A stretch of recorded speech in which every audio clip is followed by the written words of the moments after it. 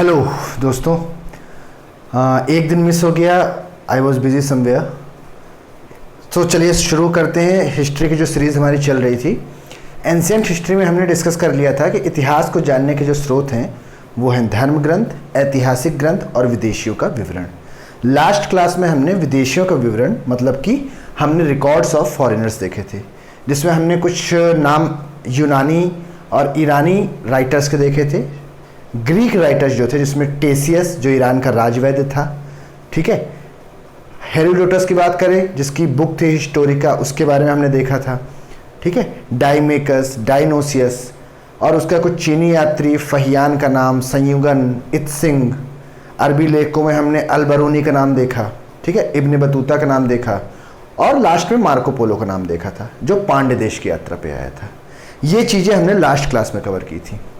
आज की क्लास का जो टॉपिक है वो ये है कि जब इतिहास के 4 स्रोतों की हम बात करते हैं तो हमने धर्म ग्रंथ, ऐतिहासिक ग्रंथ, विदेशियों के विवरण के बाद जो चौथा स्रोत है वो है पुरातत्व संबंधी साक्ष्य, ठीक है, जो आर्कियोलॉजिकल एविडेंस होते हैं, ठीक है, आर्कियोलॉजिकल जो एविडेंस होते हैं, आपके रिकॉर्ड्स होते हैं, उससे हमें कैसे इतिहास के बारे में जानकारी मिलती है। अगर कभी पूछा जाए इसके फादर कौन है, फादर ऑफ आर्कियोलॉजी, तो हम कहेंगे अलेक्जेंडर कनिंघम। चलिए, अगर हम पुरातत्व संबंधी साक्ष्य की बात करें तो इसके स्रोत कौन कौन से हैं, इसके बारे में जानकारी हमें मिलती है अभिलेखों से। अभिलेखों को वैसे तो हम रिकॉर्ड्स कहते हैं, पर इसे नॉर्मली हिस्ट्री में कहा जाता है इपिग्राफ। क्या कहा जाता है? इपिग्राफ। और इसकी study of epigraphs is called the epigraphy. Epigraphy, अभिलेखों का अध्ययन एपिग्राफी कहलाता है। दूसरा जो सोर्स है दैट इज पिलर इंस्क्रिप्शन या स्तंभ लेख। तीसरे सोर्स है सिक्के, कॉइन्स या करेंसी उस समय क्या थी। और चौथे सोर्स है स्मारक व भवन means memorial and buildings. Memorial and buildings, इन चीजों के बारे में हम चर्चाएं करेंगे एग्जाम पॉइंट ऑफ व्यू से। सबसे पहले बात करते हैं अभिलेखों की। अगर हम अभिलेखों की बात करें, इसके स्टडी या इसके अध्ययन को हम एपिग्राफी कहते हैं। इनमें कई विदेशी अभिलेख थे, कुछ फॉरेन एपिग्राफ थे। विदेशी अभिलेख, विदेशी अभिलेख में सबसे इंपॉर्टेंट एक जगह है बोगाजकाई। बोगाजकाई ये जगह है एशिया माइनर में। एशिया माइनर में बोगाजकाई नाम की जगह पर 1400 ईसा पूर्व 1400 बीसी में हमें जो अभिलेख मिले उसमें हमें वैदिक देवता मित्र, वरुण, इंद्र और नासत्य, जिन्हें हम अश्विनी कुमार भी कहते हैं, इनके नाम मिलते हैं। ये सारे वैदिक देवता थे, दे वर द वैदिक गॉड्स। तो सबसे पहला एक विदेशी अभिलेख मिला बोगाजकाई नाम की जगह पे जो एशिया माइनर में है। 1400 ईसा पूर्व में ये यहां मिला था और इसमें मित्र, वरुण, इंद्र, नासत, इन वैदिक देवताओं के नाम मिलते हैं। अभिलेखों की अगर बात करें कुछ और अभिलेखों की, जैसे एक अभिलेख है आपका हाथी गुम्फा अभिलेख। हाथी गुम्फा अभिलेख, हाथी गुम्फा अभिलेख से सबसे पहले भारतवर्ष की जानकारी इसी अभिलेख से मिलती है। और इस समय शासक जो थे वो थे कलिंग नरेश खारवेल। कलिंग नरेश, उड़ीसा में ये जगह है कलिंग। कलिंग के राजा थे खारवेल। ओके, उसके बाद एक और अभिलेख की बात करें, सौहगौर अभिलेख। सौहगौर अभिलेख, इससे हमें दुर्भिक्ष की जानकारी मिलती है। फेमाइन, दुर्भिक्ष, जो भिक्षा मांगते थे, फेमाइन्स होते थे, उनकी जानकारी मिलती है। दुर्भिक्ष की जानकारी यहां से प्राप्त होती है, ठीक है। और इंपॉर्टेंट अभिलेखों में एक अभिलेख है आपका एरन अभिलेख। एरन पहले सागर का ही नाम था, एरिकेण कहा जाता था, जो मध्य प्रदेश में है। एरन अभिलेख के टाइम पे जो शासक थे वो थे Bhanugupta. Bhanugupta, he was the ruler during that era. और इनके टाइम पे पहला सती प्रथा का साक्ष्य मिला था। सती प्रथा का साक्ष्य मिला था। ये हमने कुछ इंपॉर्टेंट अभिलेखों की बात की। ठीक है, स्क्रीनशॉट लेते रहिएगा, साथ में नोट्स बनाइए। बेटर है नोट्स बनाइए, तो आपको चीजें याद भी होती जाएंगी। लिखते लिखते कई चीजें याद हो जाती हैं। तो अभिलेखों में, विदेशी अभिलेख में बोगासकाई नाम की जगह पे 1400 ईसा पूर्व में मित्र, वरुण, इंद्र और नासत्य वैदिक देवताओं के नाम मिले। हाथी गुम्फा अभिलेख में सबसे पहले भारतवर्ष की जानकारी यहीं से मिलती है। सौगौरव अभिलेख दुर्भिक्ष की जानकारी देते हैं। और एरन अभिलेख जो है, इस समय शासक भानुगुप्त थे और इससे सती प्रथा का साक्ष्य मिलते हैं। ठीक है, ये कुछ अभिलेख हमें मिली। अच्छा, अगर हम बात करें स्तंभ लेखों में, पिलर इंस्क्रिप्शन में, तो इसमें एक गैर राजकीय अभिलेख था। उस समय जो ग्रीक एम्बेसडर थे, मतलब कि यवन राजदूत, गैर राजकीय अभिलेखों में यवन राजदूत होलियोडोरस के बेसनगर पहले विदिशा का नाम था, जो मध्य प्रदेश में एक जगह है। तो यवन राजदूत होलियोडोरस के बेसनगर के, इसमें इनका एक गरुड़ स्तंभ लेख है। स्तंभ लेख मतलब पिलर इंस्क्रिप्शन है। गरुड़ स्तंभ लेख में हमें किस चीज की जानकारी मिलती है? इसमें 2nd सेंचुरी में या 2री शताब्दी में मध्य भारत में भागवत धर्म विकसित होने की जानकारी मिलती है कि वहां पे उस समय कृष्ण की भक्ति ज्यादा हो रही होगी। भागवत का हमने पढ़ा था, विकसित होने की जानकारी मिलती है। तो ये कुछ अभिलेख है, इंपॉर्टेंट अभिलेख है। इसके अलावा एक और अभिलेख अगर बात हम करें तो अशोक के अभिलेख आते हैं, अशोक के इंस्क्रिप्ट्स आते हैं। अशोक के अभिलेख में इसको सबसे पहले पढ़ने में जो सफलता मिली थी वो मिली थी जेम्स प्रिंसेप। ठीक है, अशोक के जो अभिलेख हैं उसमें कुछ अभिलेखों में नाम है, मास्की एक जगह है जो हैदराबाद में है, और एक है गुर्जरा जो दतिया मध्य प्रदेश में है। इसमें अशोक का नाम मिलता है देव नाम प्रेदसी या देवों का प्यारा। ठीक है, और इसकी भाषा जो है इस अभिलेख की वो है प्राकृत। अशोक के अभिलेख जो है वो, अधिकांश अभिलेख जो हैं वो ब्राह्मी लिपि में लिखे गए। 4 तरह की लिपि में लिखे गए थे। ये लिपि मतलब लिखने का एक तरीका होता है। तो ब्राह्मी लिपि में सबसे अभिलेख लिखे गए हैं जो बाएं से दाएं लिखे जाते थे। उसके बाद अगर हम बात करें नॉर्थ वेस्ट की कुछ जगहों पे, तो वो लिखी गई है खरोष्ठी लिपि में। ठीक है, और उसके अलावा यूनानी मतलब ग्रीक और एक अरमाइक लिपि है। ये पाकिस्तान और अफगानिस्तान से मिली है, से। तो इस तरह से अभिलेखों का अध्ययन जो होता है ये एपिग्राफी है, जिसमें हमने देखा कि सबसे पहले विदेशी अभिलेख, जिसमें आता है आपका 1400 ईसा पूर्व में बोगाजकाई से जो अभिलेख मिला था, जिसमें वैदिक देवताओं मित्र, वरुण, इंद्र और नासत्य के नाम मिलते हैं। सौगौरव अभिलेख दुर्भिक्ष की जानकारी देता है। उसके अलावा भारतवर्ष का सबसे पहले अभिलेख किसमें मिलता है? हाथी गुम्फा अभिलेख में। वो बिना डेट वाला अभिलेख है, तिथि रहित, उसमें डेट नहीं है। ठीक है, अब एक लिस्ट में बता देता हूं इसमें, तो उससे आप देख सकते हो उससे कौन शासक थे और क्या जानकारी उससे मिलती थी हमें।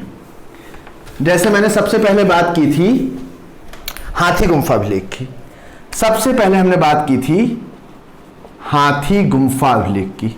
हाथी गुम्फा अभिलेख के समय शासक थे कलिंग नरेश खारवेल। और ये एक तिथि रहित अभिलेख है, ठीक है, कलिंग नरेश खारवेल। दूसरा अभिलेख जो है वो है आपका जूनागढ़ अभिलेख, जूनागढ़ या इसे कहा जाता है गिरनार अभिलेख। इस अभिलेख से इसके समय जो शासक थे वो थे रुद्रदामन। इससे हमें सुदर्शन झील के बारे में जानकारी मिलती है, सुदर्शन झील के बारे में जानकारी मिलती है, ठीक है। इसके अलावा आपका एक अभिलेख है नासिक अभिलेख, ठीक है, नासिक अभिलेख। इसके समय शासक थे गौतमी बलश्री। इनके और सातवाहन शासकों की उपलब्धियों के बारे में पता चलता है। किस अभिलेख से? यह हमें पता चलता है नासिक अभिलेख से, ठीक है। इसके अलावा जो अभिलेख है वो है प्रयाग स्तंभ लेख, प्रयाग स्तंभ। अगर इसमें पूछा जाए इस समय शासक कौन थे, इस समय शासक थे समुद्रगुप्त।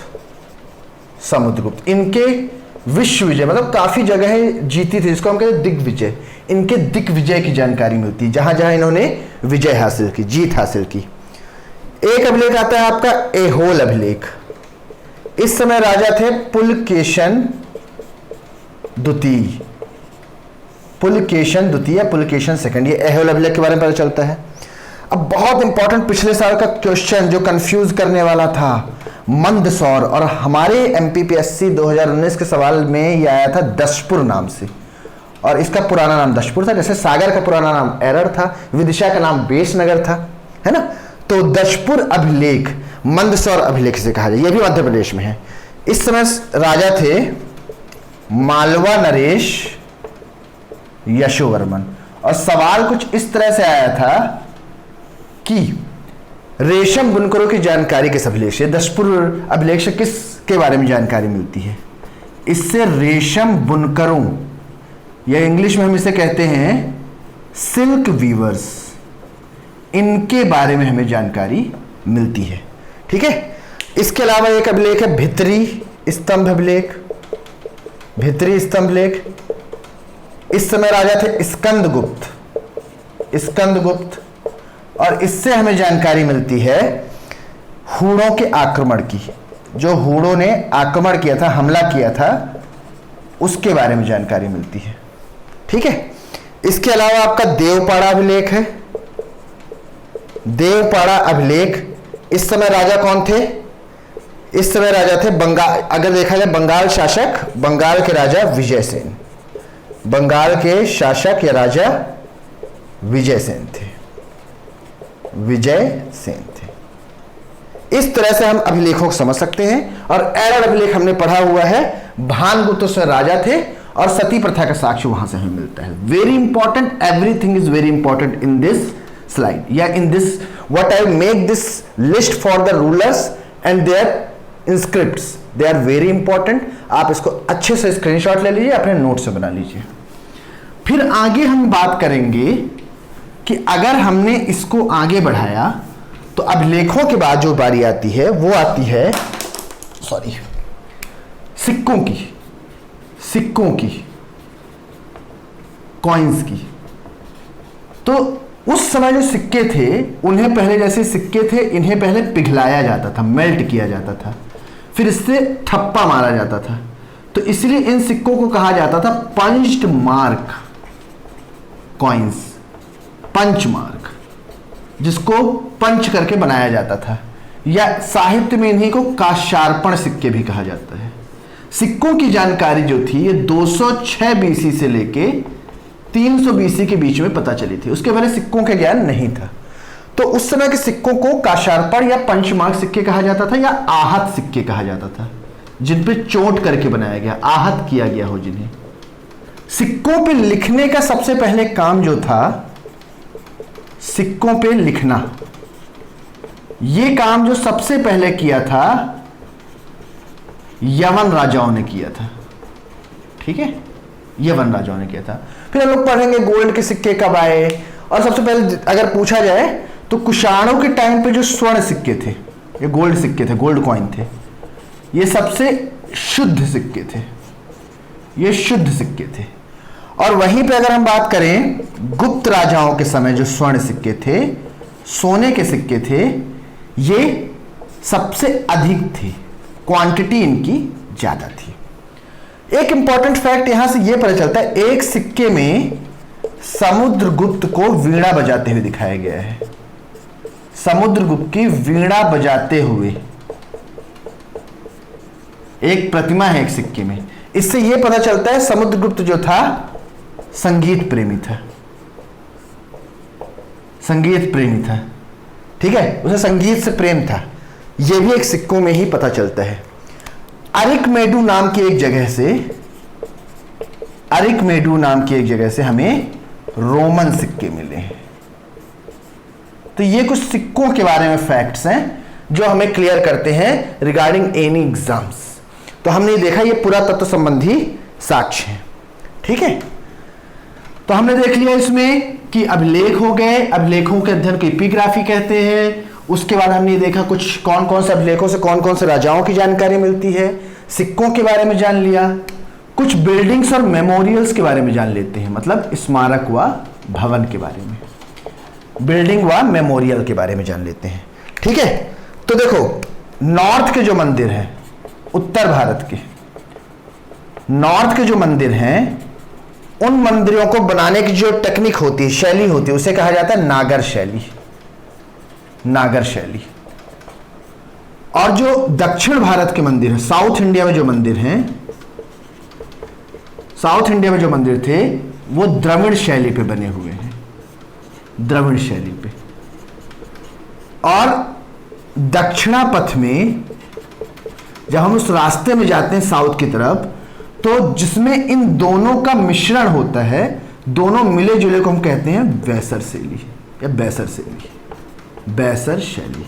तो ये अलग अलग टेक्निक थी मंदिरों को बनाने की।